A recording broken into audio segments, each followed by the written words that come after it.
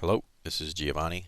This is the second of a series of tutorials on how to create a track mesh using Bob's Track Builder to later be edited in 3ds Max.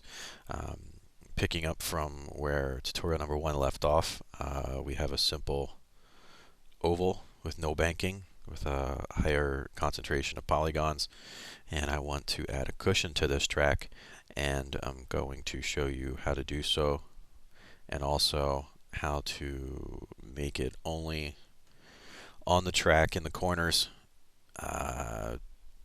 by kind of not cheating, but going outside the box a little bit with your track surface. So let's open up the Edit Track Surface Properties window, and it should look familiar now. What we're going to be doing is working with the far right side of the track, and we're going to kind of watch things happen in the right side viewport so we can see what it looks like. I'm going to left control click to add an anchor here, add an extra dot, and go ahead and raise this outer dot up to 0.2 meters, give or take. You can kind of see how tall that is on your screen. You can go up a little higher to 0.24, 0.25 meters, and it's a shallow curb, just a single angle, very simple. If that's what you want, great. That's not what I want. So we're going to go ahead and add a little more detail to it. Drop it down some because that looked kind of high. So that looks like a nice sized cushion for the sidewall of a tire model in R Factor to grab a hold of. And I am control clicking along these lines to add dots and move them around to try and create a modeled cushion with a little more detail to it, a little bevel at the bottom and the top, something that won't be quite so abrupt on the car when you hit it. I mean, there's going to be some abruptness to it anyway, based on how you grip it and what you do in a TDF, but we don't want to feel like we're hitting a 3-foot high wall when we're running up against a 7-inch cushion. At least I prefer not to. So there you go. Take a look. Pretty steep still. It's rounded now, but it's still a curb, which is fine if that's what you're looking for. Now I'm going to go ahead and flatten this guy out a little bit. Just stretch it out. I mean, you can export, hop into R Factor, drive around, look to see how tall it is with any car. Just grab a simple car, go out and drive the track and just kind of see where it lines up on the car. And when you have a height and a pitch that you're happy with, then you're done. So there you go. That's a little more gradual cushion. That's what I want to see out of this particular test track.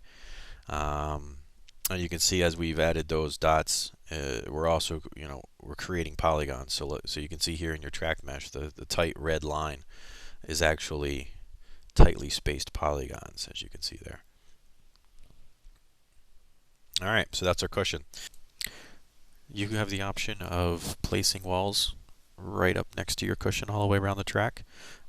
There's certainly dirt tracks where the cushion extends right up next to the walls in the corners, and then there's tracks where it doesn't. And I'm going to show you, just because it takes a little more work, show you how to make a track where the cushion does not extend all the way out to the walls. And what we're going to do is we're going to add an anchor dot here and drag our track surface, our outermost track surface dot, further to the outside, essentially making the driving surface wider beyond where we modeled our cushion.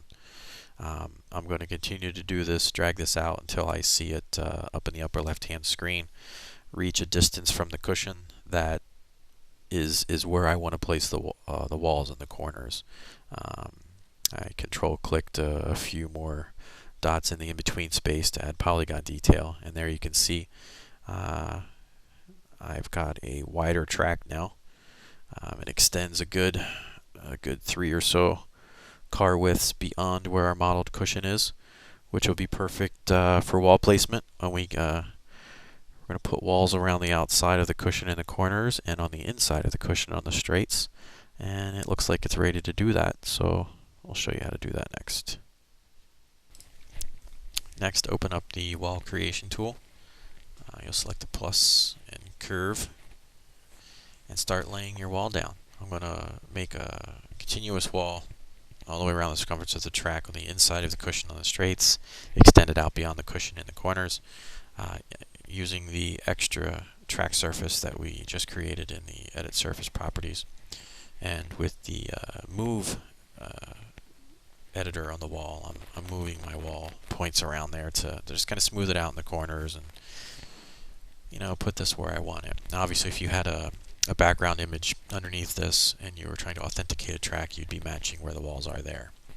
You can see that the cushion is now to the inside of the walls in the corners. You've got a little room there to make mistakes or to stay off the walls if you're running the top, and it tucks behind the wall in the straightaway. You can see where it comes out from underneath the wall as you enter the corner. I'm going to go back in, zoom in, and straighten out my walls, get them as close to the cushion as possible on the straightaways so we're not wasting any track surface. And then that'll do it. We can always go back in Max and edit our wall shape pretty easily through vertex adjustment, but that's fine for now. The wall's been created.